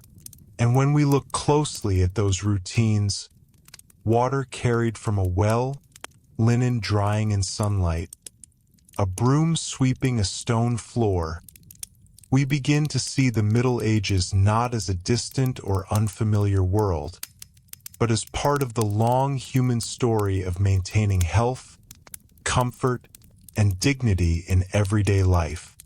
And before we finally let the story settle, it's worth taking one last quiet look at what medieval hygiene tells us about the nature of everyday history. When people imagine the past, they often picture moments of drama. The rise of kings, the clash of armies, the construction of great cathedrals. Yet the truth is that most human lives are not shaped by grand events alone. They are shaped by repetition, by the routines that structure each ordinary day. In the medieval world, hygiene was one of those routines, woven so deeply into daily life that it rarely attracted attention from chroniclers or historians of the time. But if we imagine a medieval town waking up at dawn, the picture becomes clearer. As the first light spreads across narrow streets, doors begin to open. Water is drawn from a nearby well. Basins are filled for washing faces and hands. Floors are swept free of yesterday's dust and ash from the hearth. In small kitchens, cooking vessels are rinsed and prepared for the morning meal. These quiet actions, repeated thousands of times across villages and towns, form the unseen structure of daily survival. Even the architecture of medieval homes reflected these routines. Windows and shutters were positioned to allow air and light to enter rooms whenever weather permitted. Storage spaces were designed to keep food dry and protected. Hearths served not only for cooking and heating but also for boiling water used in cleaning. Though these houses might appear simple by modern standards, they were carefully adapted to the practical needs of everyday life. The rhythm of hygiene also intersected with work. Farmers returning from the fields would often wash their hands and faces before entering the household space. Craftsmen cleaned tools and work surfaces after finishing the day's tasks. Bakers wiped flour from tables and floors, while blacksmiths removed soot and dust from their workshops. These practices helped maintain both efficiency and comfort, showing how cleanliness supported the functioning of medieval labor. Festivals and religious observances added another layer to this culture of care. Before major celebrations, households often made extra efforts to clean and organize their homes. Floors were freshly swept, linens were changed, and cooking spaces were prepared for larger gatherings.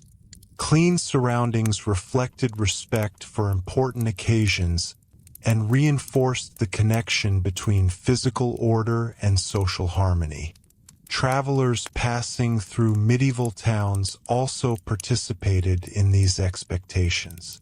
Inns and goose houses typically provided water for washing, allowing visitors to clean themselves after long journeys. Even in a world where roads were dusty and travel could be exhausting, there remained a shared understanding that washing before meals or rest helped restore comfort and dignity. Over time, these countless small practices created a shared cultural understanding about cleanliness. A tidy household, fresh clothing, and orderly surroundings became signs of responsibility and good character. This expectation encouraged individuals to maintain hygiene not only for personal comfort but also for their place within the community. When we look at the Middle Ages through this lens, the image becomes far more balanced than the familiar stereotype of constant dirt and neglect. Medieval life certainly faced limitations. Infrastructure was simple, medical knowledge was incomplete, and environmental conditions could be difficult. Yet people responded to these challenges with persistence and creativity. They developed practical systems that allowed communities to function and grow across centuries. Perhaps the most remarkable aspect of medieval hygiene is how ordinary it was. There were no grand announcements about washing hands or sweeping floors.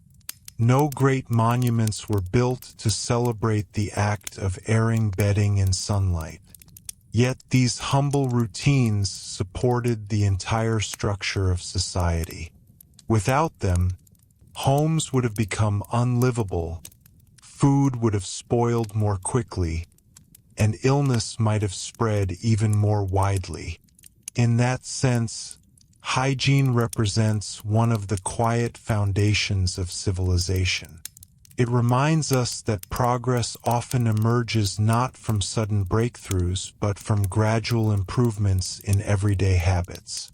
Medieval communities may not have fully understood the science of disease, but their routines still helped create healthier living conditions over time. And so the story of medieval hygiene ends not with a dramatic conclusion, but with a gentle realization.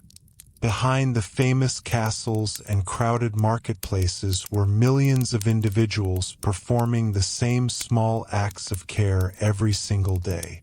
They washed their clothes, swept their homes, maintained their tools, and protected their water sources. Those actions may seem ordinary, but they carried enormous importance. Through them, medieval people preserved their health, supported their communities, and quietly shaped the world that would eventually lead to modern systems of cleanliness and public health. And if we listen closely to that distant world, we can almost recognize the rhythm of those routines. Water poured into a basin, linen hung in the sunlight, a broom moving slowly across a stone floor. In those quiet sounds, the past feels a little closer, reminding us that the simple work of caring for our surroundings has always been part of the human story. As our journey through medieval hygiene finally settles into its last quiet reflections, it becomes clear that the real significance of these practices lies in how deeply they were woven into the fabric of everyday life. Hygiene was not an occasional activity or a special event. It was a continuous process that shaped the rhythm of each day, quietly guiding how people lived, worked, and cared for their surroundings. In medieval homes, the maintenance of cleanliness often began with simple awareness. People understood that a house that remained orderly and well-kept was easier to live in. Ash from the hearth needed to be cleared so that cooking and heating could continue safely. Dust and debris carried in from outside had to be swept away so that living spaces remained comfortable. These tasks were rarely dramatic, but they were essential to maintaining a stable household. Water remained at the center of these routines. Every drop that entered a medieval home required effort, drawn from wells, streams, or fountains, carried in buckets, and carefully stored in vessels. Because water was valuable, it was used thoughtfully. A basin of water might serve first for washing hands, then for rinsing utensils, and finally for cleaning surfaces before being discarded. This careful management of resources reflected the practical mindset that shaped medieval hygiene. Clothing care also continued to play a central role. Linen garments worn close to the skin absorbed sweat and oils throughout the day, making regular washing important for comfort. Even when full laundering was not possible, clothing could be brushed, shaken out, or hung in fresh air to reduce odors. These methods may appear simple, but they helped maintain personal cleanliness in a world without modern detergents or washing machines. The connection between hygiene and environment remained equally important.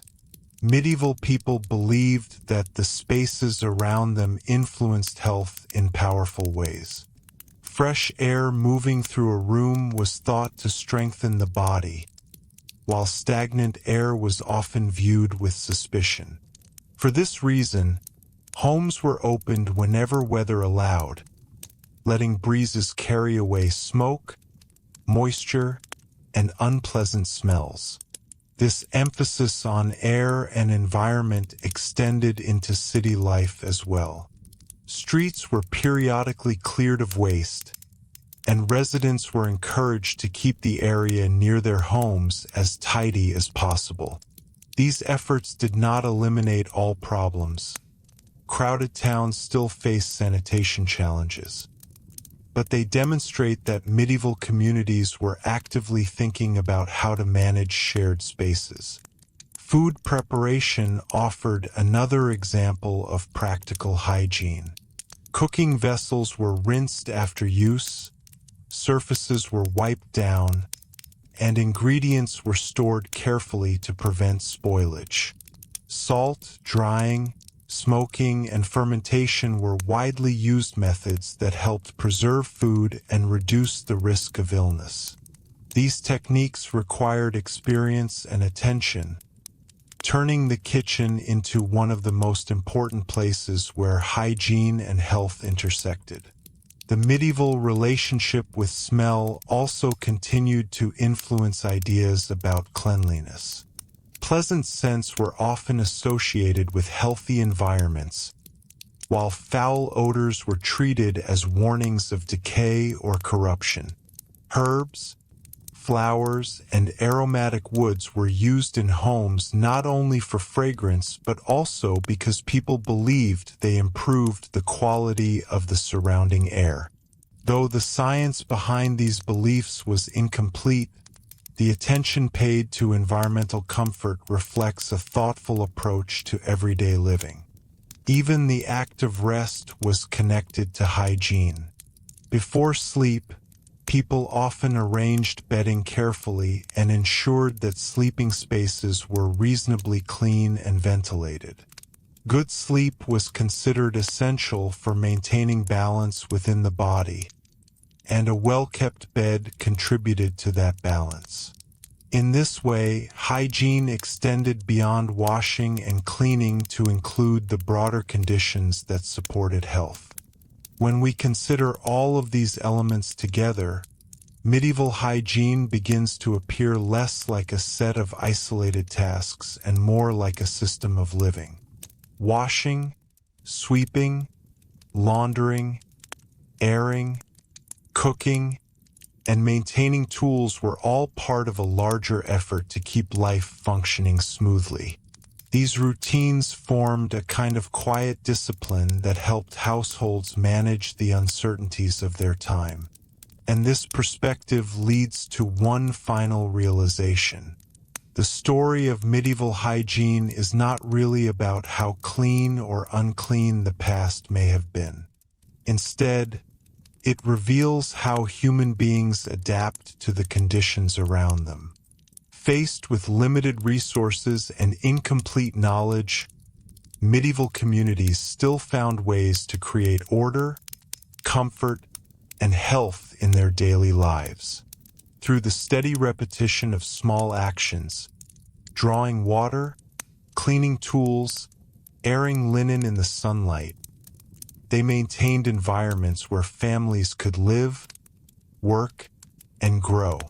These acts may seem ordinary, yet they represent one of the most enduring patterns in human history: the quiet effort to care for the spaces we inhabit.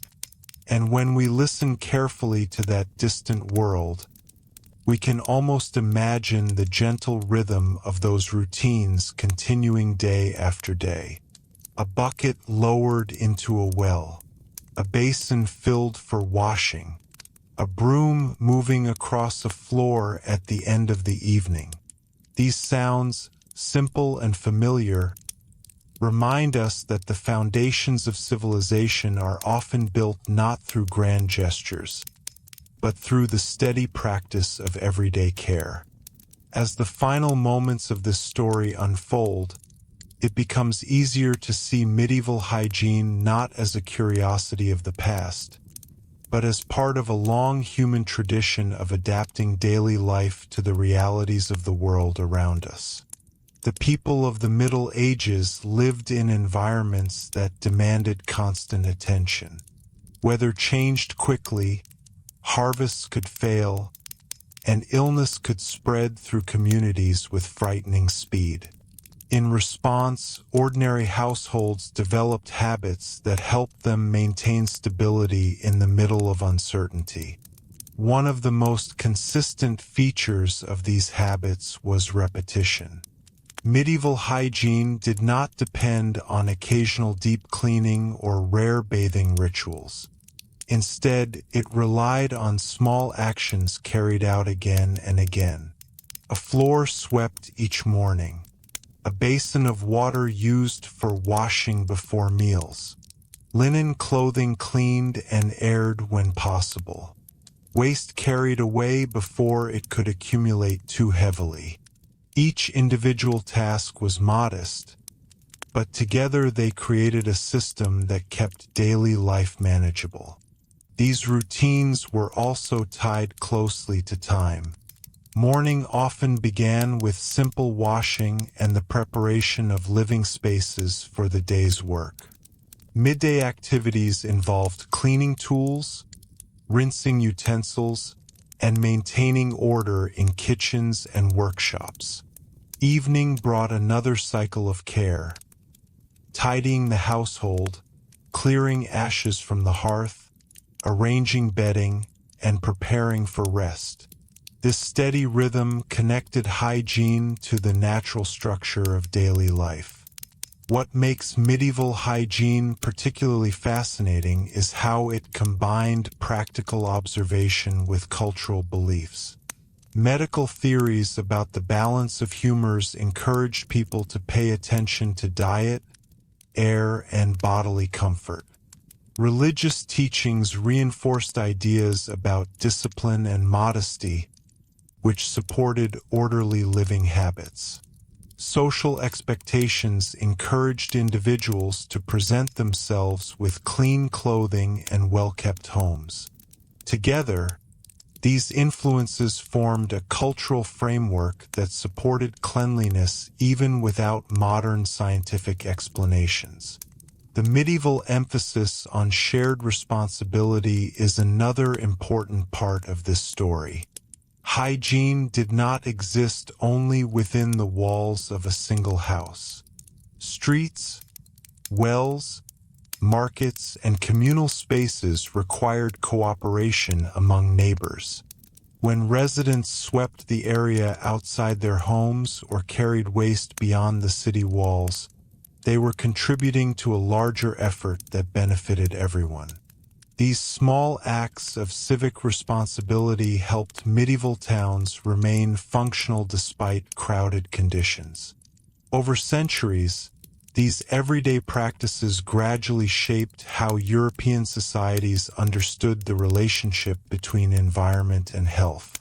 People learned that certain habits made life more comfortable and sometimes reduced illness. Fresh air, sunlight, and clean water became widely valued, even if their exact benefits were not fully understood. When later generations began developing more advanced sanitation systems, they built upon this foundation of practical experience.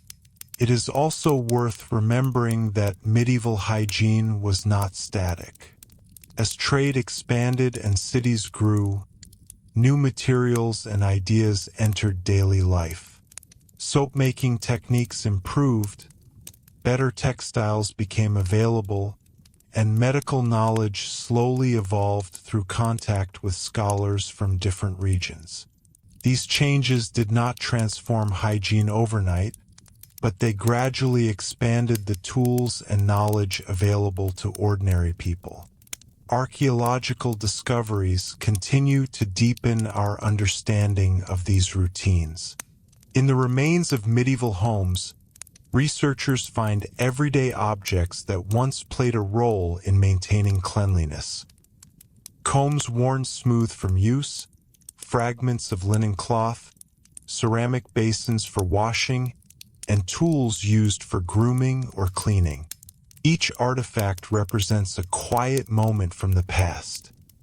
A person washing their hands, brushing their hair, or caring for the space where they lived.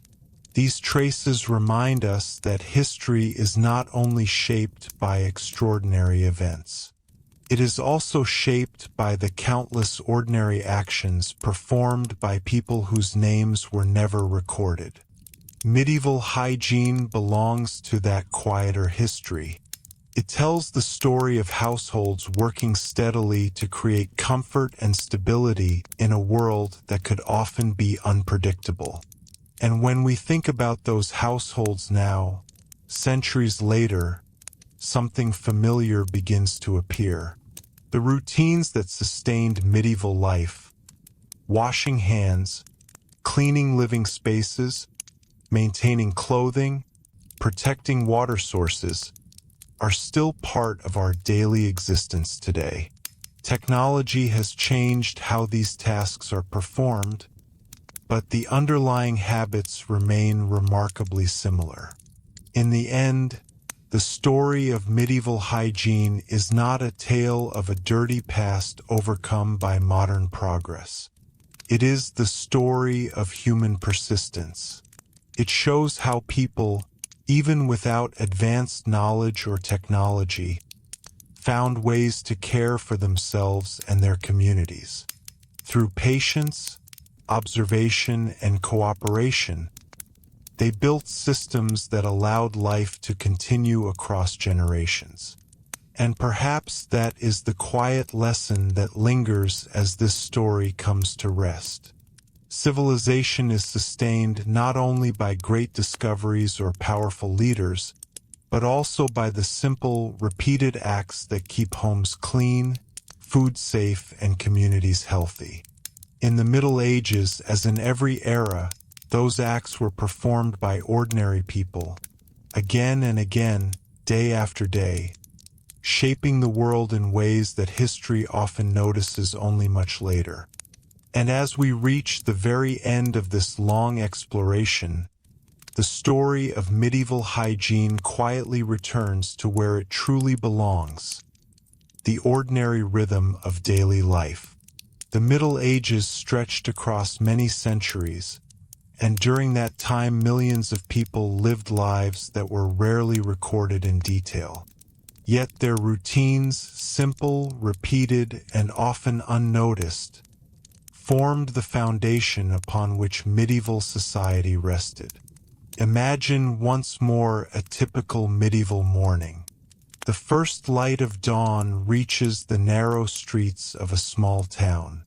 Somewhere nearby, a bucket is lowered slowly into a well. Water is lifted, carried inside, and poured into a basin. Hands and faces are washed, not as part of a grand ritual, but simply because the day's work is about to begin. The hearth is prepared, yesterday's ashes swept aside, and the tools of the household are set in order. These small acts might seem almost invisible when compared to the dramatic events that fill history books. Yet they reveal something essential about how medieval communities functioned. Cleanliness, in its many forms, helped create stability. A swept floor made a home easier to live in. Fresh linen made clothing more comfortable. Clean cooking vessels helped ensure that food remained safe to eat. Each of these details contributed quietly to the health of the household. Throughout the day, these habits continued. Craftsmen wiped down their workbenches after shaping wood, metal, or leather. Bakers brushed flour from tables and floors. Farmers rinsed dirt from their hands and tools after returning from the fields. Even in busy market squares, where trade and conversation filled the air, people understood that maintaining a degree of order helped keep daily life manageable. The evening brought another cycle of care. Before sleep, cooking spaces were tidied, tools stored away, and bedding arranged. Windows or shutters might be opened briefly to allow fresh air to move through the room. These small preparations were practical, but they also reflected a deeper understanding that a well-kept environment supported both rest and health. Across the medieval world, similar scenes unfolded every day. In villages surrounded by farmland, families balanced agricultural work with household tasks that maintained cleanliness. In monasteries, communities followed structured routines that included washing before meals and caring for shared living spaces. In towns and cities, residents cooperated, sometimes imperfectly, to manage waste, protect water sources, and keep streets usable. This broader view helps correct one of the most persistent misconceptions about the Middle Ages. The idea that medieval people were indifferent to hygiene simply does not match the evidence left behind in records, laws, household manuals, and archaeological discoveries. Instead, what we see is a society that understood cleanliness within the limits of its technology and knowledge. Medieval people did not have indoor plumbing or modern sanitation systems. They lacked the scientific understanding of germs and bacteria that guides modern medicine. Yet they were observant and practical.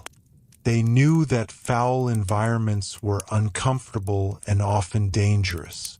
They recognized the value of fresh air, clean clothing, and orderly homes. Through daily routines, they worked continuously to maintain those conditions. The tools they used may seem simple to us today. Wooden buckets, ceramic basins, handmade soap, linen cloths, and natural herbs. But these objects were part of a system that allowed households to function effectively. Each item played a role in supporting the routines that kept families healthy and communities stable. In many ways, the legacy of medieval hygiene extends quietly into the present. The habits we follow today, washing before meals, cleaning living spaces, maintaining safe food preparation, are part of a long tradition that developed gradually over centuries. Modern technology has made these practices easier and more efficient, but the underlying principles remain surprisingly familiar. So when we step back from the stereotypes and look carefully at the evidence, medieval hygiene appears not as a failure of civilization, but as a testament to human adaptability. People lived within the boundaries of their time, using observation, experience, and cooperation to care for their bodies and surroundings. And perhaps that is the most meaningful perspective to carry forward. The history of hygiene reminds us that progress is rarely built on sudden transformation alone.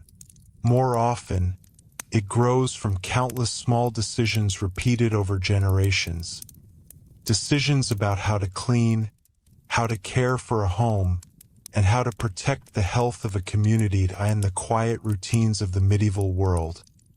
Water drawn from a well, linen drying in sunlight, a broom sweeping the floor. We can see the enduring human effort to create order and comfort within the spaces we inhabit. And in those familiar gestures, the distance between past and present becomes just a little smaller.